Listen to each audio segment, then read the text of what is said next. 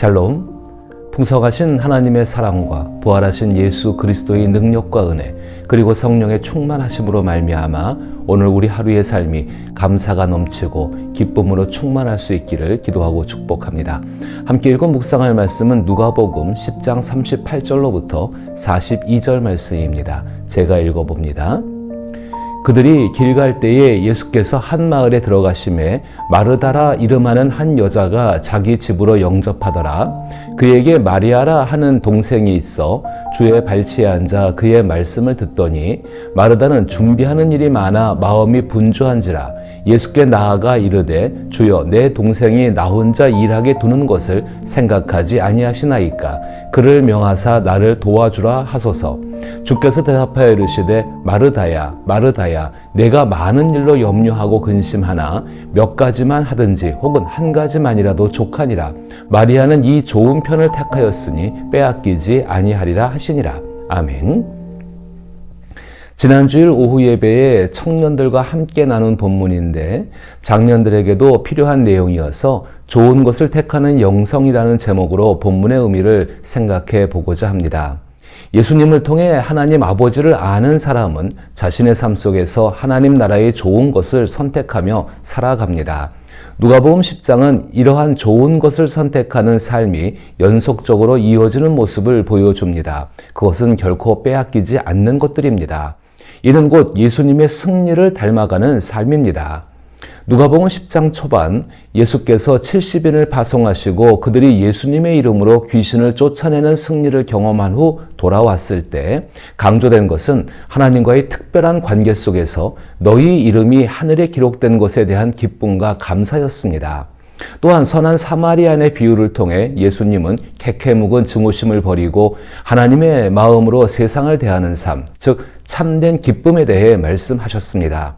이는 그리스도인들이 자신의 삶에서 더 좋은 것을 선택하는 삶을 의미합니다.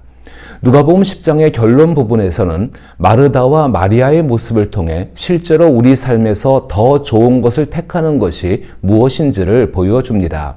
특히 누가복음 10장이 예루살렘으로 가셔서 십자가의 죽음을 선택하시는 예수님의 이야기를 준비하는 서론임을 생각할 때 마르다와 마리아의 이야기는 예수님을 닮아가고자 하는 이들이 실제로 무엇을 해야 하는지를 분명히 알려줍니다. 보통 우리는 마르다를 행동하는 영성으로, 마리아를 묵상하는 영성으로 생각합니다. 영성은 곧 신앙의 모습으로 드러나기 때문입니다. 그래서 예수님께서 마리아에게 하신 42절의 말씀, 이 좋은 편을 택하였으니 빼앗기지 아니하리라를 근거로 묵상하는 신앙이 행동하는 신앙보다 더 낫다고 여기거나 심지어 예배 시간에는 모두가 봉사를 멈추고 예배에 집중해야 한다고 주장하는 경우도 있습니다. 그러나 이러한 해석은 본문을 잘못 이해한 것이며 본문이 전달하는 의미에 대해 깊이 고민하지 않은 성급한 판단이라고 할 수 있습니다. 행동 그리고 묵상은 모두 당연히 중요합니다. 행동하지 않으면 먹을 수 없고 묵상하지 않으면 예배할 수 없습니다. 어떤 사람은 행동으로 또 다른 사람은 묵상으로 부름을 받기도 합니다. 그러나 이 본문을 단순히 다양한 신앙 생활의 유형을 설명하는 것으로만 해석하여 본문이 주는 도전을 회피해서는 안 됩니다. 이 본문의 핵심 메시지는 경계선을 허무시는 예수님의 부르심에 관한 이야기입니다. 예수님께서는 선한 사마리아인의 비유를 말씀하신 후 그 길의 거의 끝부분에 있는 예루살렘 근처 베다니에서 가르침을 이어가셨습니다. 누가복음은 이러한 예수님의 모습을 통해 복음이 그건 그래야 한다는 전통적인 경계 안에 머물러 있던 사람에게 어떤 변화를 요구하는지 분명한 메시지를 전하고 있습니다. 마르다와 마리아의 이야기는 이스라엘 사회에서 남녀를 엄격히 구분하던 기준을 흐리게 하며 그 경계선을 새롭게 그려나가고 있는 것입니다. 마르다가 부엌에서 맡은 과중한 노동이 자매들의 진짜 문제는 아니었습니다.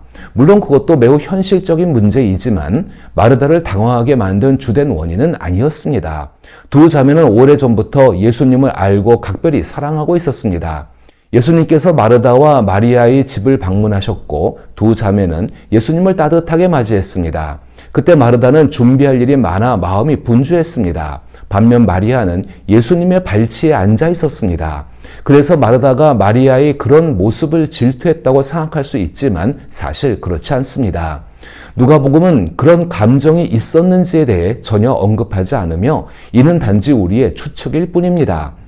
진짜 문제는 마리아가 남자 행세를 하고 있었다는 점이 진짜 문제였습니다. 오늘날에도 그런 경우가 종종 있지만 당시 문화에서는 집이 남성 공간과 여성 공간으로 엄격히 구분되었고 남성과 여성의 역할 또한 명확하게 나누어 있었습니다. 마리아는 눈에 보이지 않았지만 매우 중요한 집안의 경계선을 넘었을 뿐만 아니라 그에 못지않게 중요한 또 다른 사회적 경계선도 함께 넘어선 셈입니다. 당시 사회에서 거실은 주로 남성들의 만남의 장소였습니다. 반면 부엌을 비롯해 외부인에게 드러나지 않는 다른 공간들은 여성들의 영역이었습니다. 어린아이들이 노는 바깥 공간과 부부 침실에서만 남성과 여성이 함께 어울릴 수 있었습니다.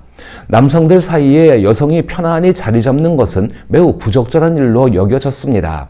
그렇다면 마리아는 무슨 생각으로 그런 행동을 했을까요?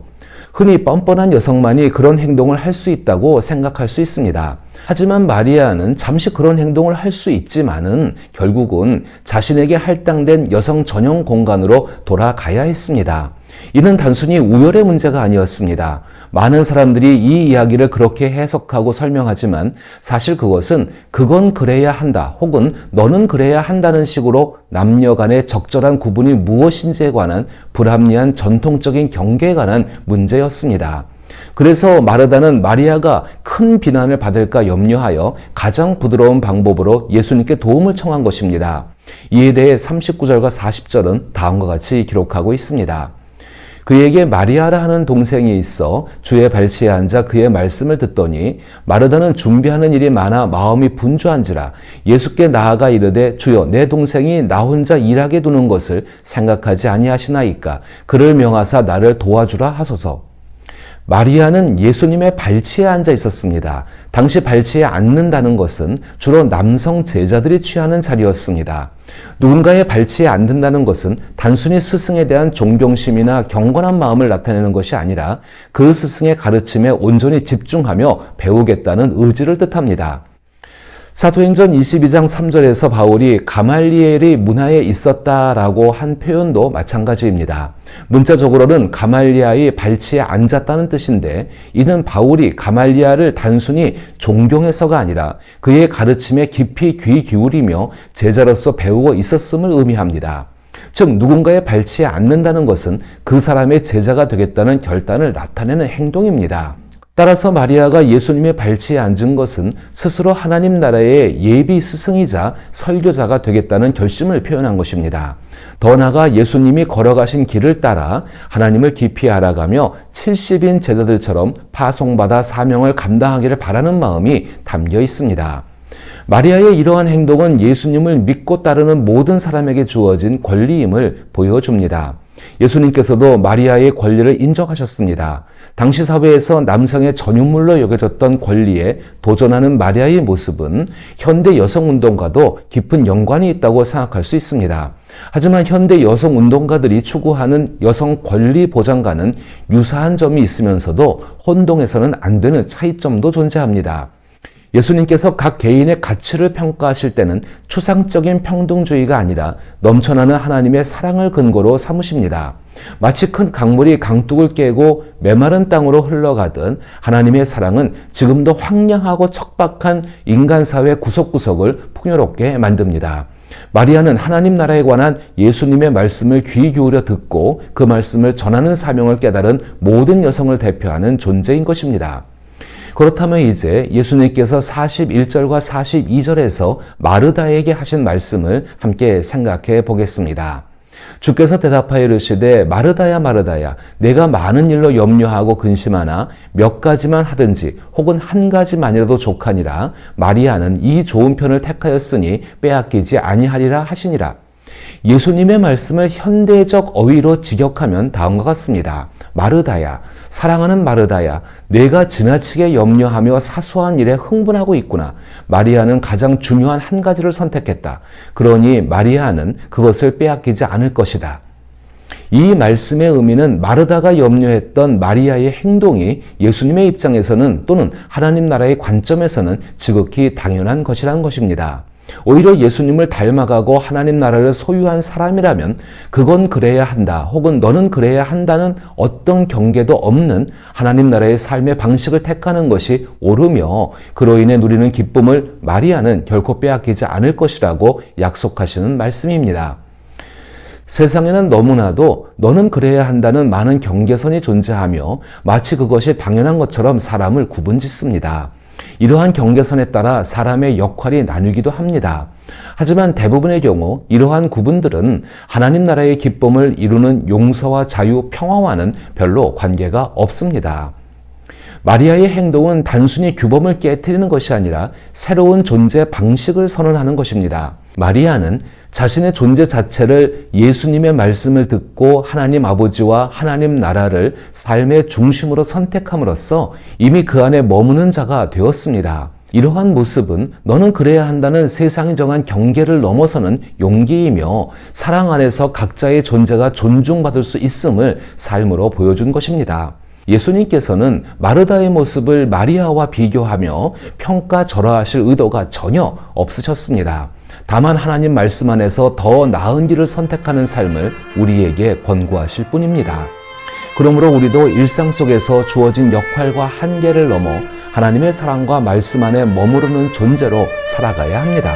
하나님 나라의 삶은 말씀을 의지하여 세상이 정한 너는 그래야 한다는 틀을 넘어 더 나은 길을 선택하는 영성으로 한 걸음 내딛는 용기에서 시작된다는 사실을 기억하며 살아갈 수 있기를 기도하고 축복합니다.